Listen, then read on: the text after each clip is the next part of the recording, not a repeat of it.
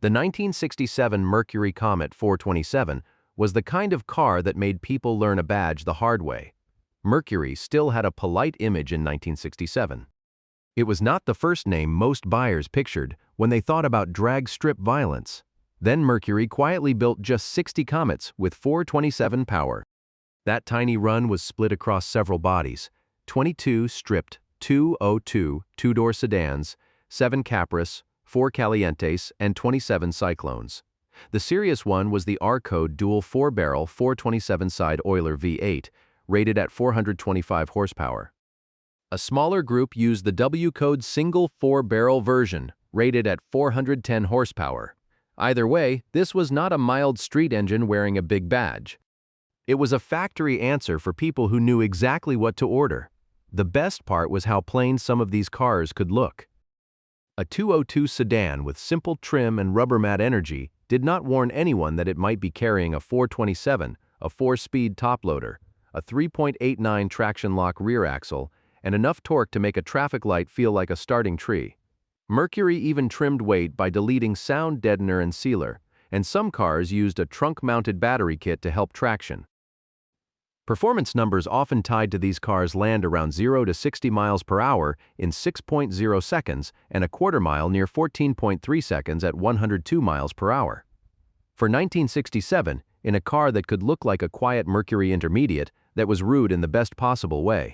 That is why the Comet 427 belongs here. It was not famous because everyone saw it coming. It was famous because almost nobody did. Too few were built, too little was advertised, and far too much engine was hiding behind a badge people underestimated.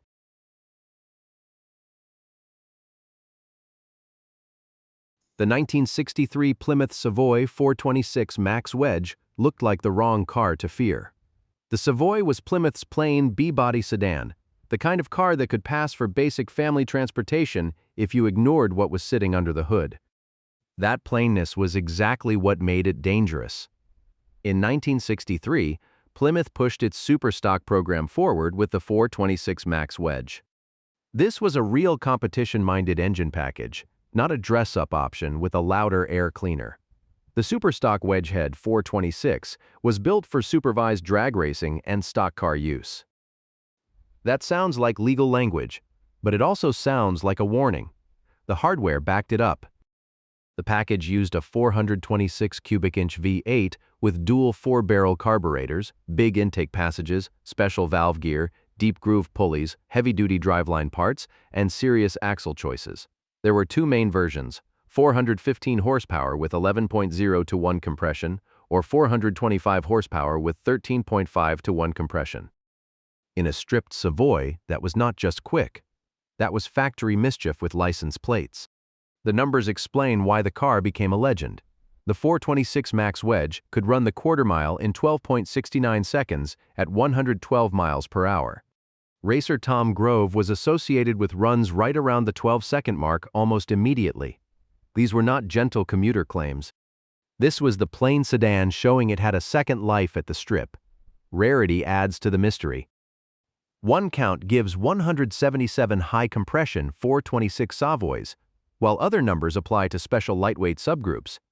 So the exact total depends on which version you mean.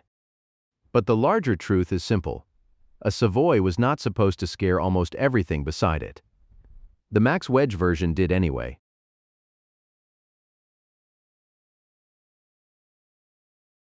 The 1989 Pontiac 20th Anniversary Turbo Trans Am sounded like it could have been a sticker and badge celebration. White paint, anniversary trim, Indianapolis 500 pace car duty, and a familiar Trans Am shape. Then people saw the stopwatch. Pontiac built the car in tiny numbers with final production recorded at 1,555. It was not a normal production special either. The turbocharged engines were assembled by specialist teams in California, installed at Van Nuys, and then each car got extra attention before delivery. That mattered, because this was not just another Firebird with a graphics package. The engine was the shock. Instead of a traditional Pontiac V8, the car used a turbocharged 3.8-liter V6, officially rated at 250 horsepower and 340 pound-feet of torque. That rating sounded careful, and the test numbers made that suspicion feel reasonable. Tested examples reached 60 miles per hour in 4.6 seconds and ran the quarter mile in 13.4 seconds at 101 miles per hour. That made it one of the quickest showroom cars in America at the time, and it did it with an automatic transmission and 6 cylinders. The engineering was deeper than the casual viewer expected. It used specific heads, pistons, headers, a larger intercooler inspired by the Grand National experimental setup, and a recalibrated control system to make the Buick-derived turbo engine work in the narrower Firebird Bay. The pace car story made it even better. The actual Indianapolis pace cars needed safety and broadcast equipment, not secret power upgrades. In other words, the showroom car already had the muscle for the job. That is what caught people off guard. The 20th anniversary Turbo Trans Am looked like a commemorative model. It behaved like a factory-built street weapon. Even Emerson Fittipaldi reportedly summed it up with a grin. It was a fast car.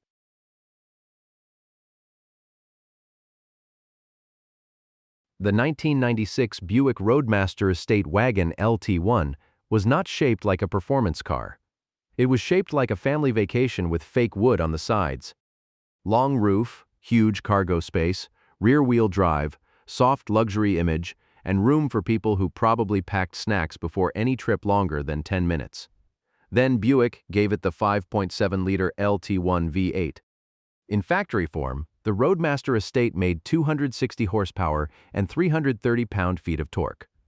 That does not sound wild next to old superstock numbers, but context matters.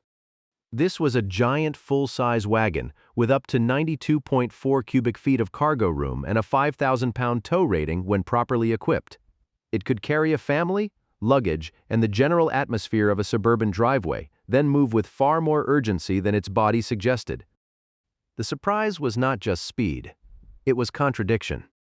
The Roadmaster could credibly stand among the most powerful American luxury cars on the road, and the Estate had the visual disguise almost built in. The Vista roof, optional rear-facing third-row seat, body-on-frame construction, and wood grain made it look more like a rolling living room than a muscle-adjacent wagon. The exact wagon performance number needs care. A clean period instrumented test for the wagon itself was not pinned down. But the closely related LT1 Roadmaster sedan was recorded at 0 to 60 miles per hour in 7.8 seconds, and the quarter mile in 16.0 seconds at 90 miles per hour. The wagon carried the same basic attitude, only with more cargo space and a funnier disguise. Production also gives it end-of-era weight. Buick built 8,962 Roadmaster Estate wagons for 1996, and every one was a collector's edition because the line was ending. It was big, useful, and deeply uncool to the wrong eyes. That is why it worked. Nobody expected the wood-grain Buick to have a pulse like that.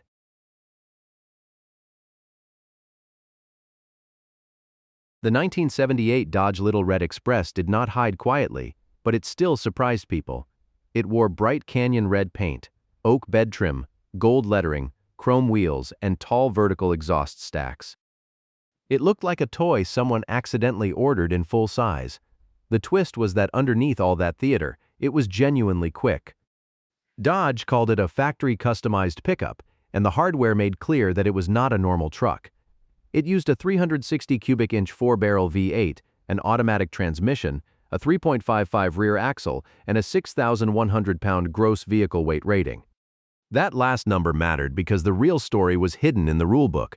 Dodge took advantage of emissions rules for trucks over 6,000 pounds gross vehicle weight. That helped the team build a stronger performance package in a period when American speed was supposedly fading. The 1978 production truck was rated at 225 horsepower.